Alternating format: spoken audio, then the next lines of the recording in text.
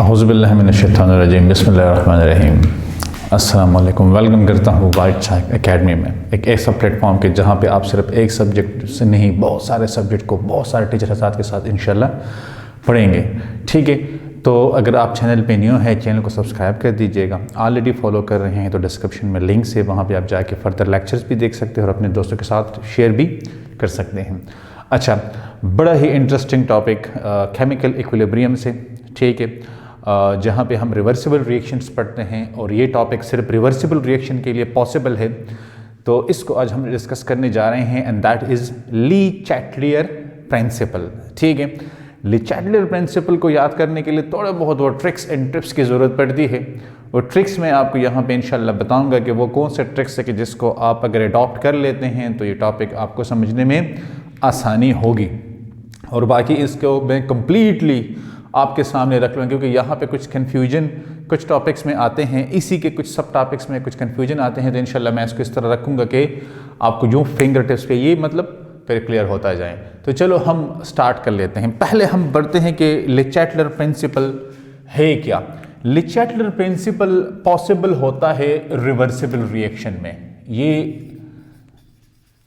Reversible reaction जो कि backward और फॉरवर्ड दोनों डायरेक्शन में मतलब ये कि मूव करते हैं, जहाँ पे केमिकल इक्विलिब्रियम इस्टेब्लिश होता है, तो उन रिएक्शंस के लिए ये एक प्रिंसिपल मतलब ली चैटलियर ने डेवलप किया है, जिसमें हम ये बात करते हैं कि कोई भी केमिकल रिएक्शन अगर डिस्टर्ब हो जाए, that is the number one point, कि कोई भी केमिकल रिएक्शन अगर डिस्टर्ब हो जाए तो केमिकल रिएक्शन जो कि रिवर्सिबल रिएक्शन हो, जहाँ पे केमिकल इक्विलिब्रियम इस्टेब्लिश हो जाए, तो अगर हम उस केमिकल इक्विलिब्रियम को डिस्टर्ब करें तो दैट डजंट मीन कि हम उसको चुटकी लगाए या उसको मतलब ये कि किसी चीज़ से मारे या उसको जगाए। ये डिस्टर्बेंस, यहाँ पे डिस्टर्बेंस का मतलब ये है कि उस रिएक्शन में हम स्पीशीज़ के साथ छेड़छाड़ी करें। मतलब यह है कि कंसंट्रेशन चेंज कर दिया, प्रेशर चेंज कर दिया, वॉल्यूम चेंज कर दिया, कैटलिस्ट वगैरह डाल दिया, तो इन टेम्परेचर को चेंज कर दिया स्पेसिफिकली।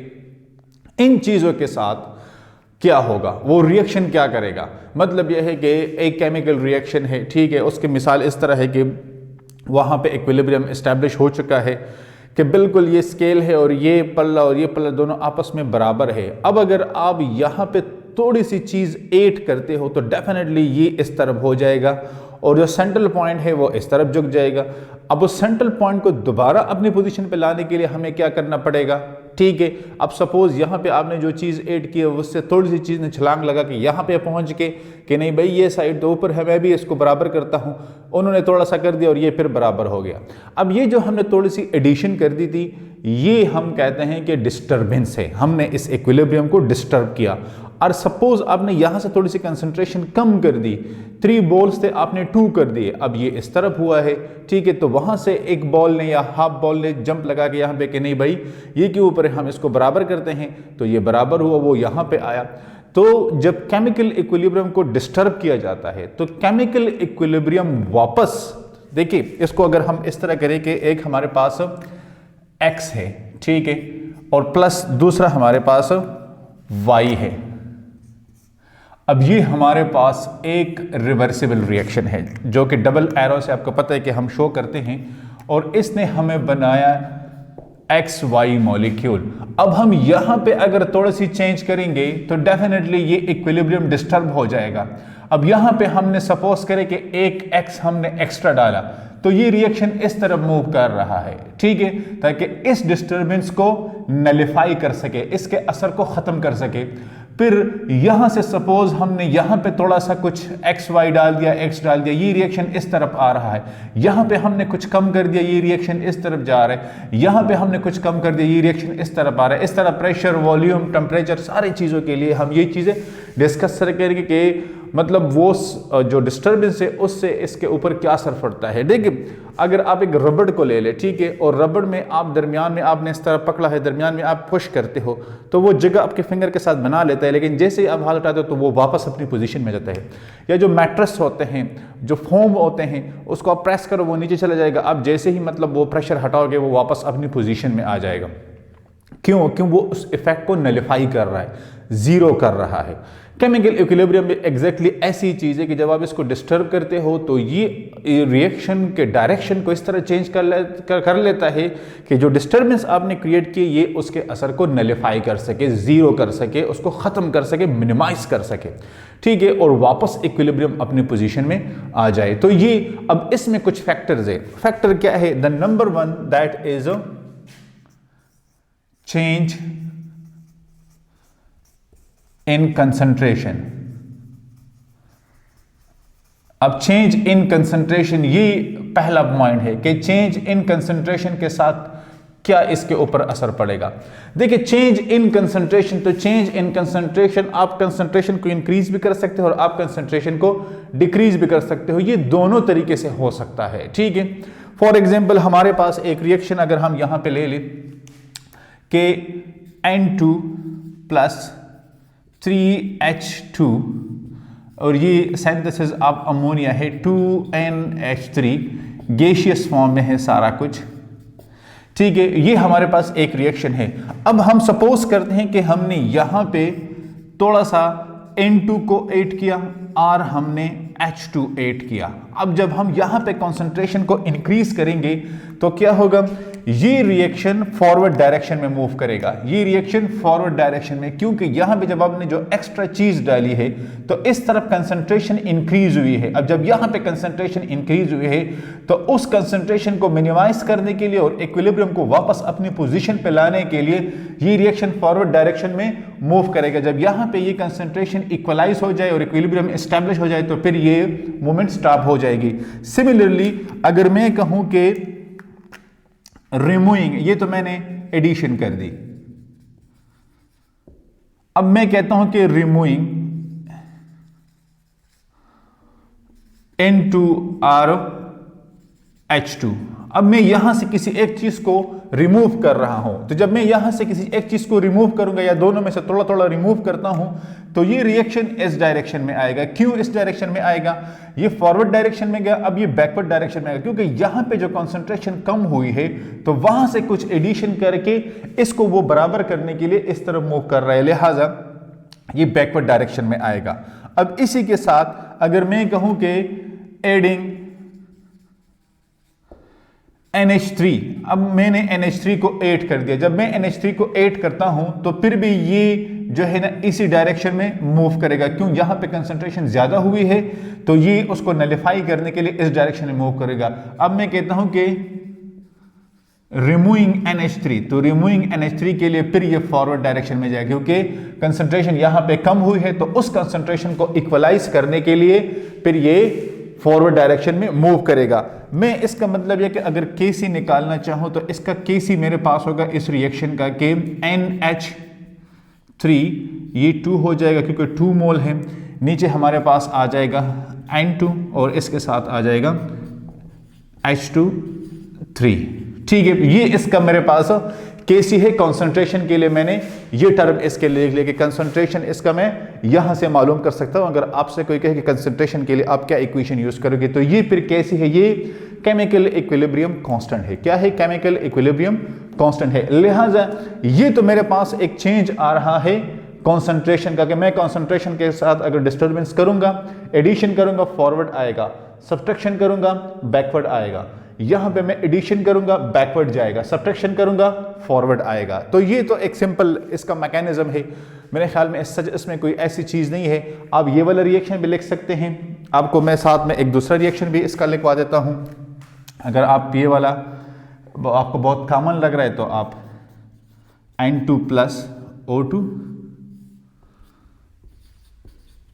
आप ये वाला रिएक्शन भी, इसका भी आप Kc निकाल के, तो इसका Kc हमारे पास फिर होगा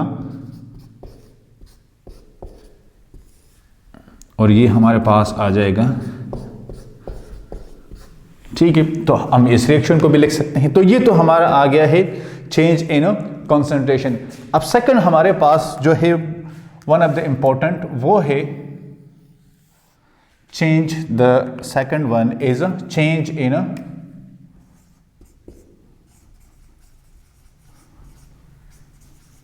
pressure आर वॉल्यूम,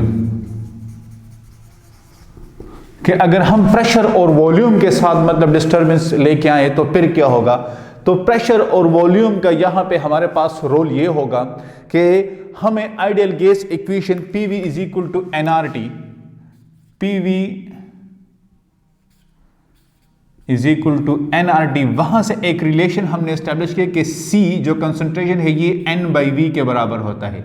लिहाजा अगर हम यहां पे थोड़ी सी चेंज करेंगे तो RT डिनोमिनेटर में आ जाएगा और P नोमिनेटर में आ जाएगा। ठीक है, तो P हमारे पास P/RT, मतलब यह है कि प्रेशर का कंसंट्रेशन के साथ डायरेक्टली और वॉल्यूम का कंसंट्रेशन के साथ इनवर्सली रिलेशन है। ठीक है, किस तरह ये रिलेशन है, अब हम यहां पे एक रिएक्शन को लेते हैं। ठीक है, इस रिएक्शन में हम मतलब ये है कि देख लेते हैं कि हमारे पास चेंजेस कहां पे आती है प्रेशर के साथ।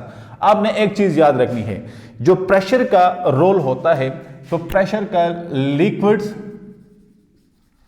एंड सॉलिड्स के केस में इसका कोई रोल एग्जिस्ट नहीं करता। मतलब यह है कि इन केस अब लिक्विड, अगर कोई रिएक्शन हमारे पास लिक्विड में आता है तो वहां पे भी इसका कोई रोल नहीं होगा उस रिएक्शन के ऊपर, क्योंकि हम उसको कंप्रेस नहीं कर सकते। जहां पे कंप्रेशन पॉसिबल ना हो वहां पे प्रेशर का कोई रोल एग्जैक्ट होता नहीं है। या अगर हमारे पास सॉलिड में आ जाए तो आपको पता है कि सॉलिड में भी कंप्रेशन पॉसिबल नहीं है, लिहाजा वहां पे भी इसका रोल खत्म हो जाता है। प्रेशर का जो रोल आता है कि कौन से रिएक्शंस में हम प्रेशर को इंक्रीज या डिक्रीज कर सकते हैं, वो प्योरली आता है इन केस ऑफ गैसियस सब्सटेंस। अगर आपके पास गैसियस सब्सटेंस है तो वहां पे प्रेशर के साथ इसके ऊपर फर्क पड़ सकता है। अदर देन दैट प्रेशर का किसी और रिएक्शन के ऊपर कोई असर नहीं होता। ये आपने सबसे पहले बात याद रखनी है।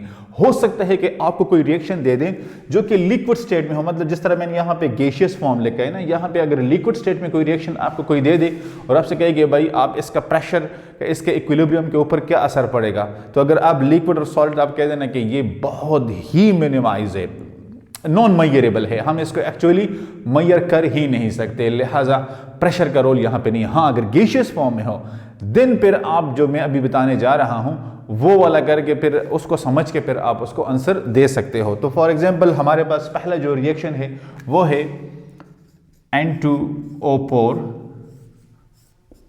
अब यहां पे ये हमें क्या दे रहा है, ये हमें दे रहा है 2NO कि 2NO2, ये हमें मतलब यह है कि दे रहा है और ये गैसियस फॉर्म में है। किस फॉर्म में है? गैसियस फॉर्म में है। अब इस रिएक्शन में अगर हम देखें तो हमारे पास नंबर ऑफ मोल्स है, यहां पे नंबर ऑफ मोल 1 है और यहां पे नंबर ऑफ मोल 2 है। अब इन केस ऑफ दिस रिएक्शन अगर यहां पे हम प्रेशर को इंक्रीज करते हैं, तो जब भी आप प्रेशर को इंक्रीज करेंगे तो इंक्रीज प्रेशर, यहां पे हम लिख लेते हैं कि इंक्रीज प्रेशर, तो इंक्रीज प्रेशर क्या करेगा, अब आप देखें कि जहां पे आपके नंबर ऑफ मोल्स कम है, जहां पे आपके नंबर ऑफ मोल्स कम है, तो कहां पे हमारे नंबर ऑफ मोल्स कम है, तो हमारे N2O4 इस साइड पे नंबर ऑफ मोल्स कम है, लिहाजा ये रिएक्शन इस डायरेक्शन में मूव करेगा अगर हम प्रेशर को इंक्रीज करते हैं। That is the number 1 case. Second case में हम कहते हैं कि डिक्रीज करते हैं प्रेशर को, तो प्रेशर को डिक्रीज करने से ये रिएक्शन किस डायरेक्शन में मूव करेगा, ये बैकवर्ड डायरेक्शन में मूव करेगा। ठीक है, अब यहां पे हम बात करते हैं वॉल्यूम की। अगर हम वॉल्यूम, क्योंकि मैंने प्रेशर और वॉल्यूम दोनों की बात की, अगर इस रिएक्शन में मैं वॉल्यूम के साथ मतलब यह है कि उसको इंक्रीज करता हूं, इंक्रीज वॉल्यूम C, तो इंक्रीज वॉल्यूम प्रेशर का अपोजिट होगा। प्रेशर को जब हमने इंक्रीज किया तो कम नंबर ऑफ मोल की तरफ आए, लेकिन जब हम वॉल्यूम को इंक्रीज करते हैं तो ये क्या, ये इस डायरेक्शन में मूव करेगा, मतलब यह है कि इंक्रीज वॉल्यूम ये इस डायरेक्शन में, और अगर हम डिक्रीज वॉल्यूम करेंगे तो फिर ये इस डायरेक्शन में आएगा।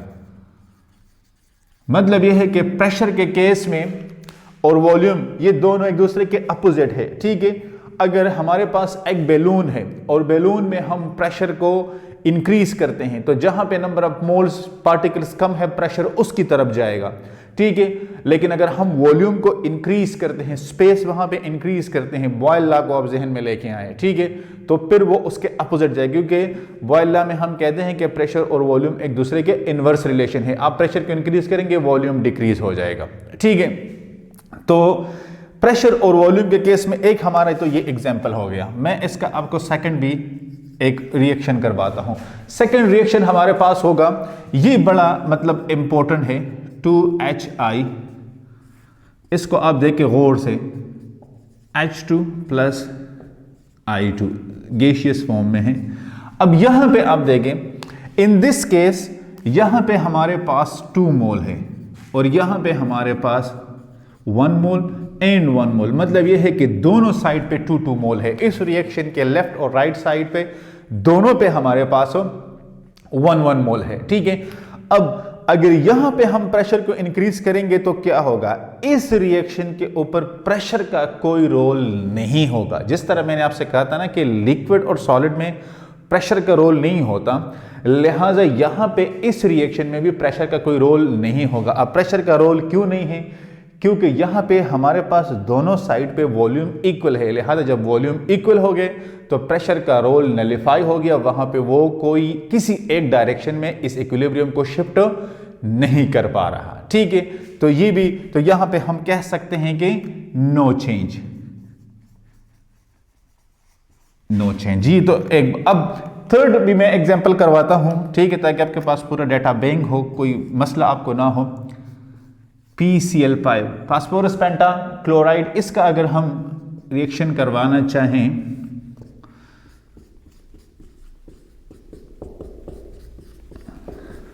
अब इस रिएक्शन में देखें तो इस रिएक्शन में हमारे पास यहां पे यह जाएगा 1 मोल, 1 मोल और ये भी 1 मोल, ठीक है। अब वहां पे हमारे पास राइट हैंड साइड पे, मतलब प्रोडक्ट साइड पे हमारे पास नंबर ऑफ मोल ज्यादा है और रिएक्टेंट साइड पे हमारे पास नंबर ऑफ मोल कम है। अब अगर यहां पे हम प्रेशर को इंक्रीज करते हैं तो डेफिनेटली ये इस डायरेक्शन में आएगा, और अगर डिक्रीज करते हैं तो ये इस डायरेक्शन में आएगा। अब अगर यहां पे हम वॉल्यूम को इंक्रीज करते हैं तो ये इस डायरेक्शन में जाएगा, और अगर डिक्रीज करते हैं तो ये इस डायरेक्शन में आएगा, ठीक है। वही फिनोमिना है कि अगर हम प्रेशर को इंक्रीज करते हैं तो जहां पे हमारे पास नंबर ऑफ मोल्स कम है तो ऑब्वियसली वहां पे रिएक्शन मूव करेगा, उस डायरेक्शन में मूव करेगा, और अगर हम वॉल्यूम को इंक्रीज करते हैं तो उसके अपोजिट वो मूव करेगा। अगर आपको प्रेशर की समझ आ जाती है तो फिर वॉल्यूम को समझना आपके लिए ईजी हो जाएगा। ये तो मैंने आपको इसके मतलब मुख्तलिफ किस्म के एग्जाम्पल्स दिए कि कैसे आप इसको यहाँ पे मतलब यह कि समझ सकते हैं, ठीक है।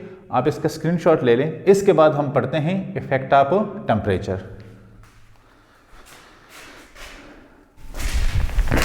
अच्छा, अब थर्ड वन हमारे पास है effect of temperature. Effect of temperature का रोल, तो इफेक्ट ऑफ टेम्परेचर के रोल को समझने से पहले आपको 2 तरह के रिएक्शंस का इंफॉर्मेशन आपके लिए जरूरी है। द नंबर 1 एंडोथर्मिक रिएक्शन और एक्सोथर्मिक रिएक्शन। एंडोथर्मिक रिएक्शन में वो रिएक्शन हम कहते हैं जहां पे हम हीट को मतलब यह कि सिस्टम को प्रोवाइड करते हैं, ठीक है, फ्रॉम द सराउंडिंग। वहां पे हमारे पास जो डेल्टा H की वैल्यू होगी, जो इंथैल्पी होगी, वो पॉजिटिव होगी।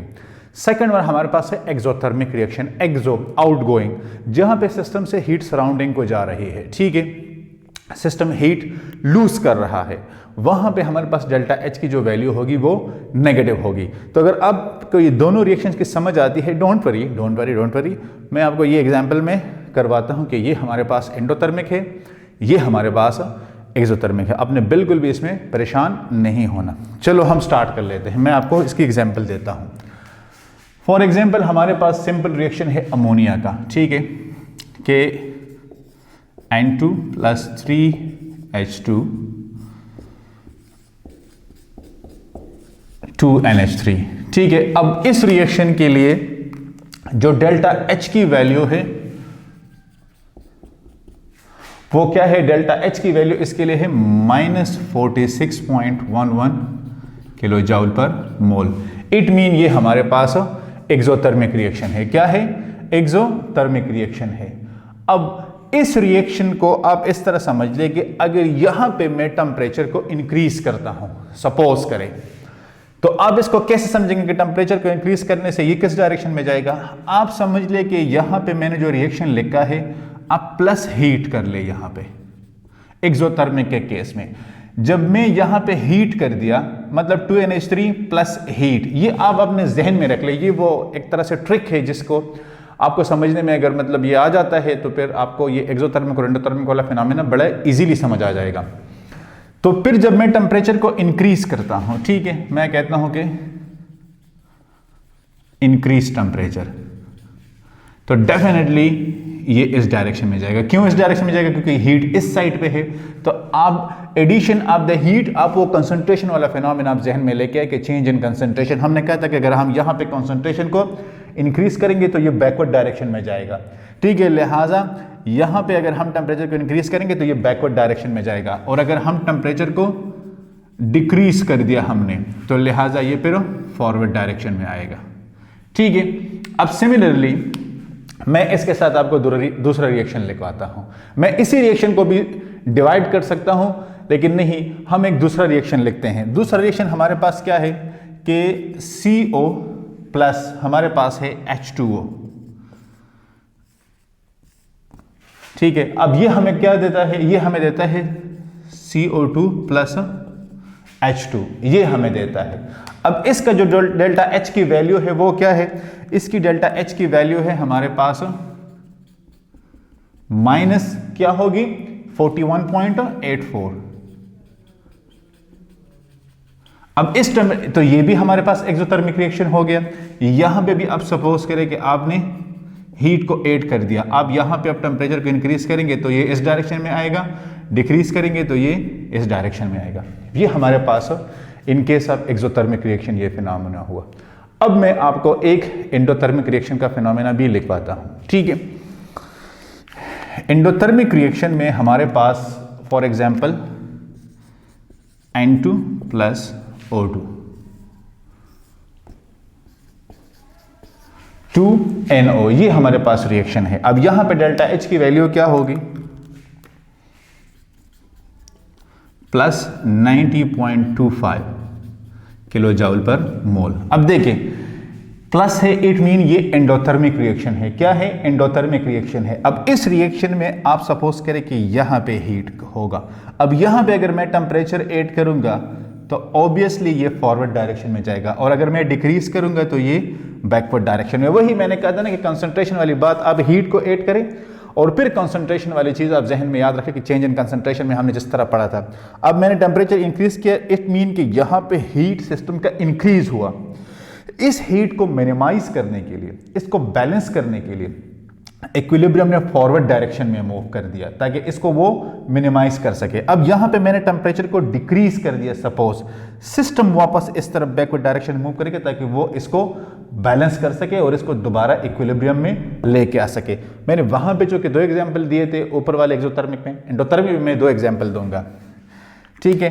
तो ये चौथा एग्जांपल इसका हो जाएगा 2NO plus O2, 2NO plus O2, और ये हमारे पास हमें क्या देगा 2NO2, ठीक है। अब यहां पे हमारे पास जो डेल्टा H की वैल्यू होगी, ये डेल्टा H की वैल्यू लिख के ही आपको अंदाजा होगा, तो ये प्लस 180.5 किलो जूल पर मोल। अब यहां पे भी आप हीट को ऐड कर लें, तो यहां पे भी अगर आप टेम्परेचर को इंक्रीज करेंगे तो ये फॉरवर्ड डायरेक्शन में जाएगा, और अगर डिक्रीज करेंगे तो ये बैकवर्ड डायरेक्शन में। मतलब ये कि मैंने इंक्रीज T और ये हमारे पास है डिक्रीज T, ठीक है, ताकि आपको ये समझने में आसानी हो।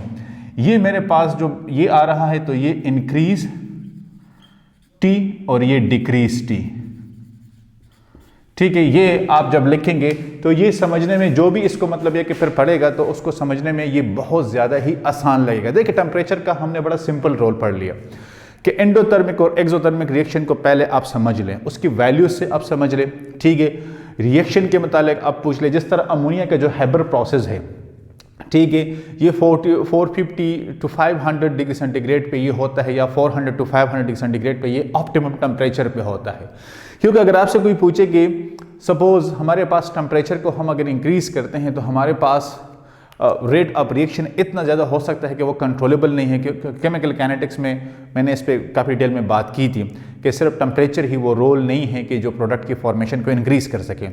आपने कह देना है कि हम टेम्परेचर को वहाँ तक इंक्रीज़ करेंगे कि जहाँ पे ये रिएक्शन सूटेबल हो, और उस टेम्परेचर को हम ऑप्टिमम टेम्परेचर कहते हैं कि जहाँ पे ये रिएक्शन पॉसिबल हो, हमारा सैंपल भी लॉस ना हो और हम मैक्सिमम ईल्ड हमें मिल जाए, या जिस पर्पस के लिए हम कर रहे हैं वो मैक्सिमम वहाँ से, मतलब ये कि कैपेसिटी पोटेंशियल रिएक्शन की ज़्यादा हो, 100% परफॉर्मेंस पे हम इसको लेके जाना चाहते हैं। ठीक है, क्योंकि रिवर्सिबल रिएक्शन में 100% ईल्ड पॉसिबल है। अगर आपसे कोई पूछे कि हम एक केमिकल रिएक्शन कंडक्ट कर रहे हैं, इज इट पॉसिबल कि हम 100% ईल्ड पे जाएं, एक्यूरेसी पे जाएं? Yes, your answer must be yes, ये बिल्कुल पॉसिबल है कि आप 100। देखिए, आप अगर सपोज करें कि वो कीमा बना रहे हैं मशीन से, ठीक है, वो हाथों वाली मशीन है, आप पीछे से गोश्त डालते हैं, आगे से वो कीमा निकालते हैं। अब आप चाहते हैं कि मेरे पास मेरा कंटेंट ज़ाया ना हो और जितना गोश्त हो उसका प्रॉपर कीमा निकले, तो आप उसको एक प्रोसेस में वहाँ पे डालेंगे। ठीक है, ये नहीं कि आपने सारा डाल दिया, हो सकता है कुछ मशीन में स्टक कर जाए, वो मशीन को तोड़ दे और आपका पूरा प्रोसेस डैमेज हो जाए। आप जितना प्रॉपर तरीके से, जितना ज़्यादा वहाँ से प्रोडक्ट डालेंगे, उतना ही ज़्यादा आपको आगे जो स्पीशीज़ है वो मिलती रहेंगी। तो टेम्परेचर का कि जब आप ये हीट, आपको पता चल जाएगा कि मैंने हीट कहाँ पे लिखना है, एक्सोथर्मिक मैंने कहाँ पे लिखना है और एंडोथर्मिक मैंने कहाँ पे लिखना है, तो फिर टेम्परेचर को इंक्रीज और डिक्रीज करने में आपको प्रॉब्लम बिल्कुल भी नहीं होगी। तो ये इफेक्ट अब टेम्परेचर है कि अगर हम केमिकल इक्विलिब्रियम को टेम्परेचर के थ्रू डिस्टर्ब करें उस रिएक्शन को, तो किस डायरेक्शन में मूव करेगा, ये बहुत ही अहम है टेम्परेचर का रोल यहाँ पे। ठीक है, तो इफेक्ट ऑफ टेम्परेचर, होपफुली आपको इसकी समझ आ गई होगी। Now the next one is that is effect of catalyst. वैसे कैटलिस्ट केमिकल इक्विलिब्रियम को एज सच डिस्टर्ब नहीं करता। मैं आपको थोड़ा सा ये बता दूं कि effect of catalyst, catalyst as such disturb नहीं करता। कैटलिस्ट, क्योंकि कैटलिस्ट फिजिकली इन्वॉल्व, क्वांटिटेटिवली इसमें इन्वॉल्व नहीं होता, वो जस्ट एक फिजिकली अटैचमेंट करता है किसी भी रिएक्शन को, और फिर उस रिएक्शन के क्वांटिटी पे वो असरअंदाज नहीं होता। क्योंकि फॉर एग्जांपल हमारे पास अगर अमोनिया के रिएक्शन हम ले लें, ठीक है, कि N2+ 3H2 2NH3, हम यहां पे कहते हैं कि फाइनली डिवाइडेड आयरन इस रिएक्शन को स्पीड अप कर सकता है एज ए कैटलिस्ट, और टाइम सेविंग कर सकता है। कैटलिस्ट का काम ये होता है कि वो आपको टाइम सेव करके दे।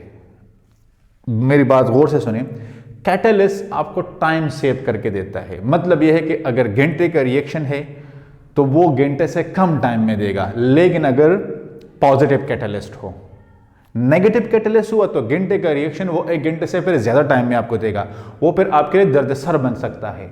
ये अब आप कहेंगे सर पॉजिटिव और नेगेटिव कैटलिस्ट आपने कहां से यहां पे निकाल दिया। देखिए, पॉजिटिव और नेगेटिव कैटलिस्ट का जो मैं आपको बता रहा हूं, ये एक कैटलिस्ट हमारे पास पॉजिटिव भी हो सकता है और एक हमारे पास कैटलिस्ट नेगेटिव भी हो सकता है।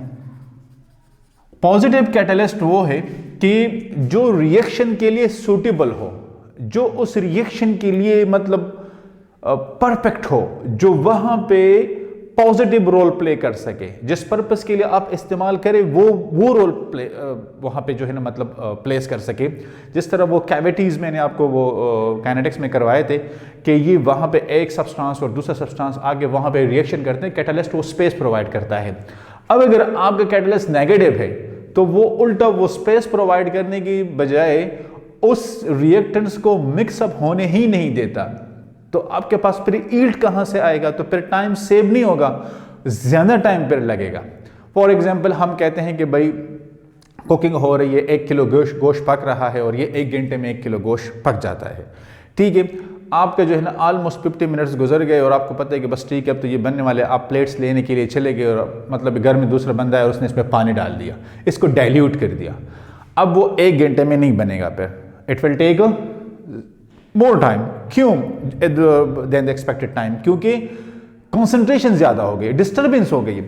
अब नेगेटिव कैटलिस्ट भी इसी तरह करता है, ये डिस्टर्बेंस क्रिएट करता है, ये आपके जो रिएक्शन का जो पॉजिटिव रोल है उसको नेगेटिव में बदल देता है। तो जो कैटलिस्ट का रोल होता है कि हम टाइम सेव कर सके या मैक्सिमम यील्ड हमें दे जाए। अब ये किस तरह करता है, देखिए फॉर एग्जांपल मैं कहता हूं कि 4 बच्चे हैं, ठीक है, और ये मैंने उसको मार्कर उसके सामने रख दिया। मैं कहता हूं कि भाई जिस बच्चे ने भी जंप लगा के इसको हाथ लगाए इसको मैं चॉकलेट दूंगा। अब ये सपोज करे ज़मीन से 3 फीट के हाइट पे है, ठीक है। अब 4 बच्चों में से 2 बच्चे यहाँ तक पहुँच सके और 2 नहीं पहुँच सके। मैं कहता हूँ कि यार चारों बच्चों को मैं चॉकलेट देना चाहता हूँ, what will be the easiest way. मैंने क्या कर दिया, मैंने इसको 3 फुट की बजाय 2 फुट पे लेके आया हूँ। अब बाकी 2 बच्चों ने भी इसको टच कर दिया। Catalyst basically activation energy barrier को नीचे लेके आता है, तो मैक्सिमम रिएक्टेंट्स वहां पे जाके रिएक्शन कर सकते हैं एक्टिवेशन एनर्जी बैरियर को क्रॉस करके। ये आप केमिकल काइनेटिक्स के चैप्टर में मैंने इस पर डिटेल में बात की है, ठीक है, कि किस तरह ये पूरा मैकेनिज्म होता है। लेकिन यहाँ पे मैं सिर्फ ये बताता चलूँ कि एक्टिवेशन एनर्जी की बैरियर को नीचे करके मैक्सिमम यील्ड आपको देता है इन अ लेसर टाइम, और नेगेटिव कैटलिस्ट उस बैरियर को ऊपर कर लेता है। मतलब ये है कि मैं 3 फुट से 2 फुट पे लेके आया हूँ, और दूसरा है कि कहते हैं नहीं यार ये 3 फुट पे हैं, ये तो 4 फुट पे होना चाहिए, 2 चॉकलेट बच जाए वो मैं खा लूँगा। बच्चे ने क्या करना है खा के, ये नेगेटिव कैटलिस्ट वाला काम हो गया, ठीक है। तो यहाँ पे रोल ऑफ कैटलिस्ट बहुत अहम है for the time saving. Other than that catalyst का सच रोल इसमें नहीं होता। तो guys it was all about the Le Chatelier principle. ये ले चैटलर प्रिंसिपल के बेसिकली एप्लीकेशंस है ये 4 पॉइंट्स जो हमने पढ़े। Effect of concentration on the equilibrium, effect of pressure और volume on the equilibrium, effect of temperature on the equilibrium and effect of catalyst on the chemical equilibrium, ठीक है। ये हमने उसके एप्लीकेशंस पढ़े। इसके इंडस्ट्रियल एप्लीकेशन में आपको नेक्स्ट लेक्चर में इंशाल्लाह करवाऊंगा कि इसके इंडस्ट्रियल एप्लीकेशन क्या होते हैं, और इंडस्ट्रियल एप्लीकेशन में इंशाल्लाह हम पढ़ेंगे हैबर प्रोसेस को, अमोनिया के प्रिपरेशन को। तो आप वो लेक्चर भी मिस ना कीजिए ताकि आपका ये ले चैटलर प्रिंसिपल बिल्कुल कंप्लीट हो जाए। मैं ट्राई करूँगा कि इसके जर्नल एप्लीकेशंस पे भी बात करूँ, या हो सकता है मैं इंडस्ट्रियल एप्लीकेशन के साथ इसके जर्नल एप्लीकेशंस पे भी 2-3 पॉइंट्स पर उसको भी डिस्कस कर लेंगे, ठीक है। अगर चैनल को सब्सक्राइब नहीं किया है सब्सक्राइब कर दीजिएगा और दोस्तों के साथ शेयर कर दीजिएगा। इंशाल्लाह नेक्स्ट लेक्चर में फिर मुलाकात होगी, तब तक के लिए अल्लाह हाफिज़।